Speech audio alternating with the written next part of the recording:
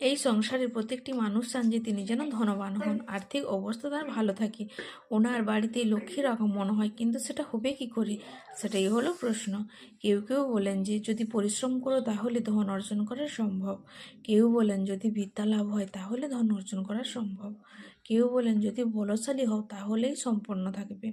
ভালো কথা, যদি তাই হয়ে থাকে তবে দিনমজুর সারাদিন পরিশ্রম করে তিনি কেন ধনী হন না? অনেকজন বিদ্যার মানুষ আছেন এই সংসারে, তারা কেন ধনবান হন না? অনেক সংখ্যক বলশালী ব্যক্তি আছেন, তাদের কাছে কেন ধন নেই, কেন ধনের অভাব হয়? আবার এমন কিছু মানুষ আছেন যারা পরিশ্রম করেন দিনমজুর, তারা ধন অর্জন করতে পারেন। কিছু বিদ্বান ব্যক্তি আছেন, তাদের কাছে অধিক মাত্রায় ধন রয়েছে। কয়েকজন বলশালী ব্যক্তি রয়েছেন যাদের কাছে ধনের কোনো অভাব নেই। এমন কেন হয়?